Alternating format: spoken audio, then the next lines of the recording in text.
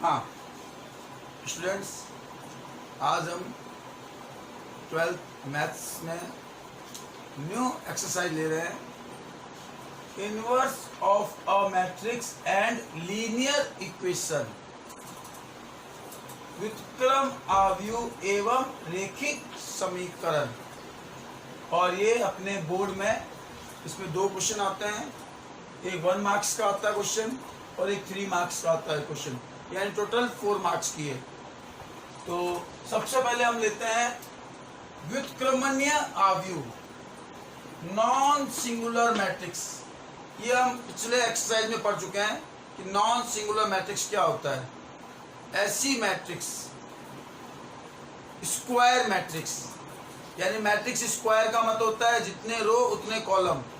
तो ऐसी square matrix, वर्ग मैट्रिक्स जिसका डिटर्मिनेंट यानी सारणिक का मान 0 न हो, not 0, it's called non singular matrix. एक वर्ग आव्यूह ए व्युत्क्रमणीय आव्यूह कहलाता है। A square matrix A is called non-singular matrix if determinant A not equal to 0, यानी उस मैट्रिक्स के सारणिक का मान अगर 0 नहीं हो तो वह व्युत्क्रमणीय, नॉन सिंगुलर। व्युत्क्रमणीय का मीनिंग होता है कि हम उसका इनवर्स निकाल सकते हैं। इनवर्स, इनवर्स ए का इनवर्स, इसको बोलते हैं इनवर्स।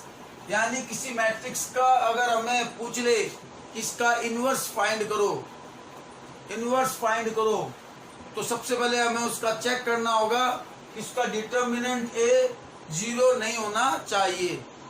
अगर उसका डिटर्मिनेंट ए 0 नहीं है तो हम उसका इनवर्स फाइंड कर सकते हैं, नहीं तो नहीं कर सकते हैं। तो व्युत्क्रमणीय आव्यूह, एक एग्जांपल लिया मैंने, ये कोई मैट्रिक्स लिए, मैट्रिक्स देखो मैट्रिक्स है ये, इस तरह जो हम लिखते हैं इस तरह बॉक्स में, ये मैट्रिक्स होता है। तो मैट्रिक्स है ये। अब हम देखते हैं कि क्या इसका इनवर्स फाइंड किया जा सकता है। तो हम इसका डिटर्मिनेंट निकालते हैं। डिटर्मिनेंट, तो देखो ए को मैंने डिटर्मिनेंट में लिखा है, तो इस मैट्रिक्स को भी मैंने डिटर्मिनेंट में लिखा है। ये डिटर्मिनेंट होता है और ये मैट्रिक्स होती है।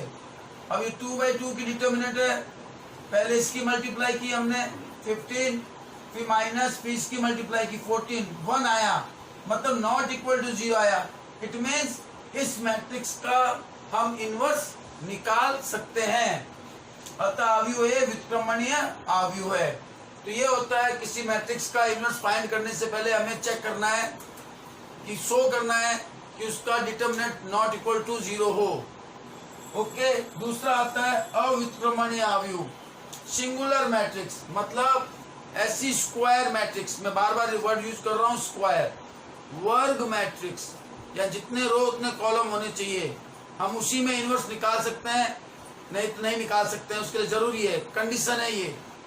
ऐसी वर्ग मैट्रिक्स अव्युत्क्रमणीय आव्यूह कहलाती है, मतलब सिंगुलर मैट्रिक्स कहलाती है यदि डिटर्मिनेंट की वैल्यू 0 हो। यानी किसी मैट्रिक्स के डिटर्मिनेंट की वैल्यू अगर 0 आ रही है, इट मीन्स वो सिंगुलर मैट्रिक्स है, यानी उसका इनवर्स फाइंड नहीं होगा, ज्ञात नहीं होगा। तो ये आपका एक एग्जांपल है। हाँ, example A equal to matrix 5, 10, 2, 4। अब अगर तुम्हें कह दे कि इसका इनवर्स फाइंड करो, तो सबसे पहले हम डिटर्मिनेंट A को फाइंड करेंगे, सारणिक A ज्ञात करेंगे। तो इसको मैंने सारणिक में लिखा, ये मैट्रिक्स को सारणिक में लिखा, 2/2 की सारणिक हो गई, 5 की 4 से मल्टीप्लाई 20, माइनस और 10 की 2 से मल्टीप्लाई 20, 0 आया। यानी किसी मैट्रिक्स के डिटर्मिनेंट की वैल्यू अगर 0 आ जाए, इट मीन्स उसका इनवर्स ज्ञात नहीं हो सकता, यानी वो सिंगुलर मैट्रिक्स है। तो ये था आपके सिंगुलर, नॉन सिंगुलर और सिंगुलर के बारे में। हाँ, अब टॉपिक लेते हैं हम सहखंडज, एडजॉइंट। क्या होता है एडजॉइंट? तो देखो, हमने पिछले एक्सरसाइज में सहखंड निकालना सीखा था, कोफैक्टर। तो कोफैक्टर अगर आप सही निकालते हो तो कोफैक्टर की मैट्रिक्स बनाकर उसका परिवर्त, ट्रांसपोज करेंगे तो वो कहलाएगा सहखंडज, एडजॉइंट। एक वर्ग आव्यूह, हाँ एक चीज और देखो, यहाँ लिखा मैंने वर्ग आव्यूह, स्क्वायर मैट्रिक्स, यानी किसी भी मैट्रिक्स के स्क्वायर होने पर ही हम उसका एडजॉइंट ज्ञात कर सकते हैं। तो सबसे पहली कंडीशन जरूरी है कि मैट्रिक्स स्क्वायर हो, जितनी रो उतनी पंक्तियां, तो हम उसका सहखंडज निकाल सकते हैं, एडजॉइंट बोलते हैं हम। Square matrix A equal to A I J, ये स्मॉल ए आई जे मतलब है एलिमेंट, यानी किसी स्क्वायर मैट्रिक्स के अंदर एलिमेंट है तब उसका सहखंडज आव्यूह capital A I J. Capital A I जे क्या होता है? सहखंड, जो मैंने बताया था। तो सहखंड की मैट्रिक्स का ट्रांसपोज होता है, परिवर्त होता है। Adjoint of N E square matrix A I J is transpose of cofactor of element of square matrix, यानी ट्रांसपोजेनिटी, इसके एलिमेंट के जो कोफैक्टर बनेंगे ए आई जे, उसकी मैट्रिक्स का ट्रांसपोज। ये रहा, ये मैंने किसी मैट्रिक्स का एडजॉइंट हम कैसे निकालते हैं? जो मैट्रिक्स गिवन है उसका कोफैक्टर निकालेंगे और उसका ट्रांसपोज करेंगे, परिवर्त करेंगे। परिवर्त मतलब रो को कॉलम में और कॉलम को रो में चेंज करना है, तो वो कहलाएगा सहखंडज। और ए आई जी के बारे में बताया था कि ये सहखंड होता है, कोफैक्टर होता है। तो एक एग्जाम्पल से हम समझते हैं। ये मैंने एक मैट्रिक्स ली 2x2 की, क्योंकि स्क्वायर मैट्रिक्स होना जरूरी है, जितने रो उतने कॉलम। और हमसे पूछा जाए कि इसका सहखंडज ज्ञात करो, एडजॉइंट ज्ञात करो, तो बहुत इजी है। देखो एडजॉइंट कैसे निकालते हैं। पहले मैं ये सभी एलिमेंट हैं, इन सबका मैं कोफैक्टर निकालूंगा, सहखंड निकालूंगा। और सहखंड को मैंने कैपिटल ए से लेकर काम कर रहा हूं। आपको बताया था कैपिटल एफ भी ले सकते हो, कैपिटल सी भी ले सकते हो, ये पिछले एक्सरसाइज में मैंने आपको समझाया था। तो इन सब का सहखंड निकाल रहा हूं। जैसे 1 A11 है, ये एलिमेंट है A111, तो 1 का सहखंड बताया था मैंने, सहखंड को कहते हैं कैपिटल A11। और सहखंड जब हम निकालते हैं कोफैक्टर, तो मैंने कहा था आपको साइन लेना है, प्लस और माइनस। वो प्लस और माइनस साइन कैसे लेते हैं सीखा था हमने। इन दोनों को देखकर, आई और जे को देखकर, अगर आई और जे की जोड़ योग इवन हो, सम हो तो प्लस आएगा, और ऑड हो, विषम हो तो माइनस आएगा। तो यहाँ 1 और 1 अगर हम प्लस करें तो 2, और 2 क्या होता है? इवन, सम होता है, तो ये प्लस आएगा। ऐसे निकालते थे हम। अब 1 1 का मतलब है फर्स्ट रो और फर्स्ट कॉलम को आप छुपाओ। फर्स्ट रो और फर्स्ट कॉलम को छुपाएंगे तो एलिमेंट आएगा 4। तो इस तरह से 4, ये हुआ सहखंड। ऐसे ही हम A12 यानी 2 का सहखंड कैपिटल A12, तो पहले इन दोनों को प्लस करके देखते हैं कि क्या आता है। तो 1 और 2 को प्लस करने पर आता है 3, और 3 होता है आपका विषम, ऑड, विषम आने पर माइनस। अब 1 और 2 का मतलब है फर्स्ट रो और सेकंड कॉलम को आप छुपाओ, तो 3 आया, ये 3, और इस तरह से ये -3। ऐसे ही अब इसका निकालेंगे, ये होता है A21 पोजीशन पर, इसका हम निकालेंगे सहखंड, वो होगा कैपिटल A21। 21 मतलब सेकंड रो फर्स्ट कॉलम का एलिमेंट है ये। पहले हम लगाएंगे, इन दोनों को जोड़ के देखते हैं, प्लस करके देखते हैं, ये 3 आता है, और 3 होता है ऑड, विषम, विषम होने पर माइनस। और 2 1 का मतलब है सेकंड रो और फर्स्ट कॉलम, सेकंड रो और फर्स्ट कॉलम को छुपाएंगे हम, तो 2 एलिमेंट आएगा, ये 2। फिर हम इस 4 का निकालते हैं, A22 कहलाता है। 22 मतलब सेकंड रो और सेकंड कॉलम का एलिमेंट है ये 4, और इसका निकालेंगे हम सहखंड। सहखंड मतलब होता है एडजॉइंट, सॉरी सहखंड का मतलब तो कोफैक्टर, कैपिटल A22। पहले इन दोनों को जोड़ेंगे, 2 + 2 4, 4 क्या होता है आपका? इवन, सम, सम में आता है प्लस। अब 2 का मतलब सेकंड रो और सेकंड कॉलम को छुपाओ, तो 1 आया, और इस तरह से 1 आया। तो ये हम निकालते हैं सहखंड, जिससे हम कहते हैं कोफैक्टर। ये हमने एक्सरसाइज, पिछली एक्सरसाइज जो हमने की थी 4th, उसमें हमने पढ़ा था ये। अब हम इस सहखंड के जो आए उसकी मैट्रिक्स बनाएंगे, और वो मैट्रिक्स का हम करेंगे ट्रांसपोज, परिवर्त, वो कहलाता है सहखंडज। ए मैट्रिक्स है क्या, तो अब मैं लिखने जा रहा हूं एडजॉइंट ए, शॉर्ट में ADJ लिख सकते हैं। तो एडजॉइंट ए, एडजॉइंट ए, और एडजॉइंट ए होती क्या है, मैट्रिक्स होती है। मैट्रिक्स देखो हमारी आदत ये पड़ी हुई है, ये होती है डिटर्मिनेंट, लेकिन अब हम मैट्रिक्स करते हैं। एडजॉइंट हमेशा एक मैट्रिक्स होती है, मैट्रिक्स का ये साइन होता है इस तरह से, आपको याद है एक्सरसाइज हमने कल की थी। ये यूज मत करना क्योंकि अब अपने हैबिट हो गई है, तो ये यूज करेंगे तो डिटर्मिनेंट कहलाएगी और ये कहलाएगी मैट्रिक्स। तो ये मैट्रिक्स होती है एडजॉइंट ए मैट्रिक्स। तो ये जो हमने निकाले हैं कोफैक्टर, इनकी मैट्रिक्स बनाएंगे। A11 यानी ये जगह होती है A11 4s का, A12 ये जगह होती है A12 की, वो है -3। A21 ये होती है उसकी जगह A21 की, वो है -2। और A22 ये होती है इस जगह 1, और उसका हम करेंगे ट्रांसपोज, परिवर्त। ये रहा आपको बताया था परिवर्त, ट्रांसपोज। अब जो हम करेंगे तो ट्रांसपोज का मतलब क्या होता है आपको बता रखा है। जो रो में उसको कॉलम में लिखो, ये फर्स्ट रो है तो फर्स्ट कॉलम, ये सेकंड रो है तो सेकंड कॉलम। ये हो गया आपका सहखंडज एडजॉइंट निकालना। तो एक नोट होता है यहाँ रिमार्क, अगर मैं रिमार्क की बात करूं तो हमें डायरेक्ट एक रिमार्क मिलता है, 2/2 में मिलता है ये रिमार्क। अगर 2/2 की कोई मैट्रिक्स है और तुम्हें सहखंडज निकालना है डायरेक्ट, मान लो छोटा क्वेश्चन जरूरत पड़े तो बड़ा क्वेश्चन आ जाए, उसमें हमें मतलब कि उसको थोड़ा सा छोटा करना पड़े 2/2 में, तो आप गौर से देखो। आप अगर गौर से देखोगे तो देखो इस एलिमेंट को देखो आप, इन दोनों की जगह बदल गई, और इसकी बात करें तो इन दोनों का देखो साइन बदल गया, यानी रिमार्क हो गया डायरेक्ट में। A इक्वल टू अगर आपका ये है ABCD है मान लो, तो उसका एडजॉइंट ए क्या होगा डायरेक्ट में, बिना ट्रांसपोज के डायरेक्ट में, तो उसका एडजॉइंट होगा ये आपका। इन दोनों को तो हम क्या कर देंगे, इन दोनों का स्थान परिवर्तन, चेंज प्लेस, और इन दोनों का हम कर देंगे साइन चेंज, चिन्ह परिवर्तन, चेंज साइन। यानी यहाँ D आ जाएगा, यहाँ A आ जाएगा, यहाँ C माइनस का, यहाँ B माइनस का। ये डायरेक्ट मेथड है जिसे हम बड़े क्वेश्चन में यूज कर सकते हैं, और ये केवल 2/2 में यूज होगा, 3/3 में नहीं। बाकी प्रॉपर मेथड यही है कि आप सबके अलग अलग कोफैक्टर निकालेंगे, उसके बाद उसकी मैट्रिक्स बनाएंगे, उसका ट्रांसपोज करेंगे, वो कहलाता है सहखंडज एडजॉइंट।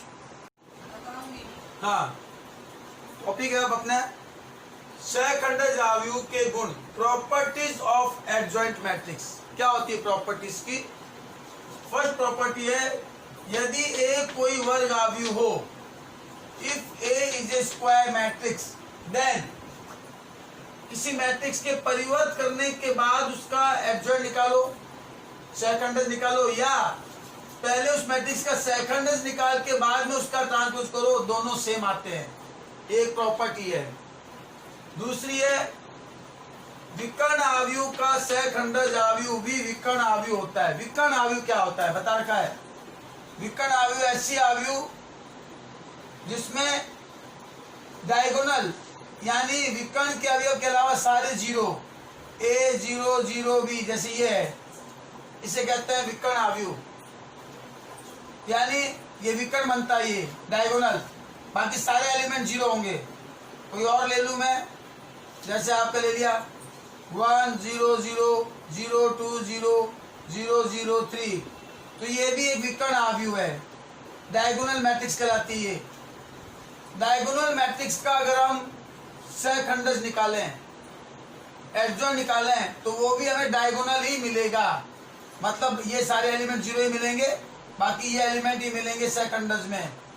थर्ड, यदि A और B एक ही कोटि के वर्ग आव्यूह हो, एक ही कोटि का मतलब जितनी पंक्तियां उतनी स्तंभ, सेम A और B। मान लो A मैट्रिक्स आपकी है ABCD, ये 2/2 की है। एक बी मैट्रिक्स ले ली मैंने 1 2 3 4 और ये भी 2/2 की, तो दोनों सेम कोटि की है। देखो आप, ठीक है ना, वर्ग आव्यूह है। तो ए बी की मल्टीप्लाई का सेकंडज एडजॉइंट ए बी वो इक्वल होता है बी की सेकंडज एडजॉइंट और ए के सेकंडज की मल्टीप्लाई के। यानी तुम पहले इन दोनों की मल्टीप्लाई कर लो, पहले ए बी की मल्टीप्लाई कर लेंगे हम, जैसे कि सीखा है, फिर सिखा देंगे हम। ए बी की मल्टीप्लाई करने के बाद जो आएंगे मल्टीप्लाई, उसके बाद उसका अगर आप एडजॉइंट निकाल लो या बी का एडजॉइंट निकाल लो पहले, फिर ए का एडजॉइंट निकाल लो, फिर बाद में दोनों की मल्टीप्लाई कर दो, दोनों का रिजल्ट सेम आएगा। तो ये सेकंडर्स की एक प्रॉपर्टी है। एक और प्रॉपर्टी मैं बताने जा रहा हूं, वो इक्वल होती है कि आपके एडजॉइंट, एक मिनट, इसकी प्रॉपर्टी को हम एक और लेते हैं। हाँ, इसकी प्रॉपर्टी होती है कि ए और एडजॉइंट ए की मल्टीप्लाई या एडजॉइंट ए और ए की मल्टीप्लाई और डिटर्मिनेंट ए आई, ये इक्वल होते हैं। ये क्वेश्चन में भी है हमारे, ये प्रॉपर्टी है कि आप ए मैट्रिक्स लो और उसके सेकंडर्स की मैट्रिक्स बनाओ, उसकी मल्टीप्लाई करो, या पहले ए के सेकंडर्स की मैट्रिक्स बनाओ एडजॉइंट की, फिर ए की मैट्रिक्स की मल्टीप्लाई करो और ए की डिटर्मिनेंट की यूनिट मैट्रिक्स, आई मतलब होता है यूनिट, आपको बता चुका हूँ, यूनिट मैट्रिक्स होती है आई, यानी जिसमें डायगोनल में 1 1 होता है, बाकी सारे 0 होते हैं, ये आई होता है यूनिट मैट्रिक्स। ये I2 है, इकाई मैट्रिक्स जिसे बोलते हैं 1 0 0 0 1 0 0 0 1, ये कहलाता है आई। ये I3 मतलब 3/3 की है यूनिट मैट्रिक्स, I2 मतलब 2/2 की यूनिट मैट्रिक्स। तो ये इक्वल होते हैं। तो ये थे प्रॉपर्टीज ऑफ एडजॉइंट के, समझ में आ गया आपको ये? हाँ, इनवर्स और रेसिप्रोकल ऑफ मैट्रिक्स मतलब किसी आव्यूह का प्रतिलोम या व्युत्क्रम। माना ए कोटि M का एक वर्ग आव्यूह है, यदि कोटि M का एक वर्ग आव्यूह B इस प्रकार लें कि A और B की मल्टीप्लाई करें या B और A की मल्टीप्लाई करें और वो मल्टीप्लाई यूनिट मैट्रिक्स आ जाए, इकाई आ जाए, मतलब दो मैट्रिक्स सेम ऑर्डर की हो और उन दोनों की अगर मल्टीप्लाई करें, गुणा करें, जो कि हम सीख चुके हैं, फिर यहाँ सीखेंगे, और उसकी गुणा अगर यूनिट इकाई मैट्रिक्स आ जाए, तो समझ आना कि वो दोनों मैट्रिक्स एक दूसरे के इनवर्स है। यानी ए और बी की मल्टीप्लाई अगर आई आ रही है, इट मीन्स बी ए का इनवर्स कहलाएगा या ए बी का इनवर्स कहलाएगा। ए बी और बी ए कोई भी आपस में मल्टीप्लाई करके देख लें, अगर वो इकाई मैट्रिक्स आ रही है, यूनिट मैट्रिक्स आ रही है, तो समझ आना कि वो दोनों एक दूसरे के इनवर्स है। ये लिखा मैंने, तब भी आव्यूह ए का प्रतिलोम या व्युत्क्रम आव्यूह कहलाता है और इसे ए इनवर्स से व्यक्त करते हैं। यानी बी को हम ए इनवर्स कहेंगे या ऐसे कह दो कि ए को हम बी इनवर्स कहेंगे। तो मतलब ए और ए इनवर्स या ए इनवर्स और ए हमेशा यूनिट मैट्रिक्स होती है। तो ये रूल काम आएगा, ए और ए इनवर्स की जब भी मल्टीप्लाई करोगे यूनिट मैट्रिक्स ही आएगी। अब इनवर्स कैसे निकालते हैं, क्या फॉर्मूला है, इंपॉर्टेंट स्टार। किसी मैट्रिक्स का अगर हमें इनवर्स पूछ ले तो ये फॉर्मूला होता है 1 डिटर्मिनेंट ए और इनटू में एडजॉइंट ए। देखो हमने एडजॉइंट ए निकालना सीख लिया, हमें डिटर्मिनेंट ए निकालना आता है, तो एडजॉइंट ए निकालेंगे और डिटर्मिनेंट ए निकालेंगे और उस फॉर्मूले में पुट कर देंगे तो इनवर्स आ जाएगा। शर्त है कि ये डिटर्मिनेंट ए 0 नहीं होना चाहिए। ये मैं आपको पहले बता चुका हूं कि अगर डिटर्मिनेंट ए की वैल्यू 0 आ गई तो सिंगुलर मैट्रिक्स है, अव्युत्क्रमणीय है, और अव्युत्क्रमणीय का इनवर्स नहीं ज्ञात होता, व्युत्क्रमणीय होना चाहिए। उसके लिए डिटर्मिनेंट ए की वैल्यू 0 नहीं होनी चाहिए। ये था ए इनवर्स ए का प्रतिलोम इसलिए कहलाता है क्योंकि ए और ए इनवर्स की मल्टीप्लाई हमेशा आई आनी चाहिए। Let A is a square matrix of order M and if there exist another square matrix B of same order of M, यानी दोनों का ऑर्डर सेम है, सच दैट, और वो इस प्रकार हो ए और बी की मल्टीप्लाई या बी और ए की मल्टीप्लाई अगर यूनिट मैट्रिक्स फाइंड हो, then B is called inverse of A, तब बी को ए का इनवर्स कहते हैं and it's denoted by A inverse. आप समझ गए कि इनवर्स क्या होता है? दो मैट्रिक्स सेम ऑर्डर की आपस में मल्टीप्लाई करने पर अगर यूनिट मैट्रिक्स मिल रही है तो वो मैट्रिक्स एक दूसरे की इनवर्स प्रतिलोम कहलाती है। तो ये आप ध्यान रखोगे। इनवर्स का फॉर्मूला, किसी मैट्रिक्स के इनवर्स का अगर फॉर्मूला निकालना है तो 1 upon determinant A into adjoint A. Adjoint ए निकालना आता है, डिटर्मिनेंट ए निकालना आता है, हमें बस इस फॉर्मूले में पुट करना है, उस मैट्रिक्स का इनवर्स याद हो जाएगा। हाँ, प्रॉपर्टीज ऑफ इनवर्स, प्रतिलोम के क्या गुण होते हैं? ये फॉर्मूला होता है कि ए इनवर्स कैसे फाइंड करना है, 1 upon determinant A adjoint A, determinant A 0 नहीं होना चाहिए। ऐसे अगर बी इनवर्स फाइंड करना है 1 upon determinant B adjoint B, determinant B 0 नहीं होना चाहिए। ए बी का इनवर्स फाइंड करना है, तो किसी का इनवर्स फाइंड करना हो तो उसका एक तो डिटर्मिनेंट निकालना है, ए बी की डिटर्मिनेंट, और ए बी की एडजॉइंट, एडजॉइंट मतलब सहखंडज, एडजॉइंट उसी का एडजॉइंट निकालना है। डिटर्मिनेंट ए बी 0 नहीं होना चाहिए। डिटर्मिनेंट ए बी हम कैसे निकालेंगे? ए डिटर्मिनेंट और बी डिटर्मिनेंट को अलग निकाल के मल्टीप्लाई करके भी निकाल सकते हैं हम। ये होता है ए इनवर्स का अगर इनवर्स करें तो ए आएगा, ए इनवर्स का अगर हम ट्रांसपोज करें, परिवर्त करें, या ए परिवर्त का हम इनवर्स करें, सेम आता है। तो ये था इनवर्स को लेकर टॉपिक, सबसे इंपॉर्टेंट टॉपिक आपका। हाँ, ए बी के इनवर्स को हम इस फॉर्मूले से फाइंड कर सकते हैं और इससे भी फाइंड कर सकते हैं हम। बी इनवर्स और ए इनवर्स एक क्वेश्चन में आएगा, तो बी इनवर्स और ए इनवर्स भी इसके इक्वल होता है, ठीक है ना? तो ये भी आप याद रखोगे।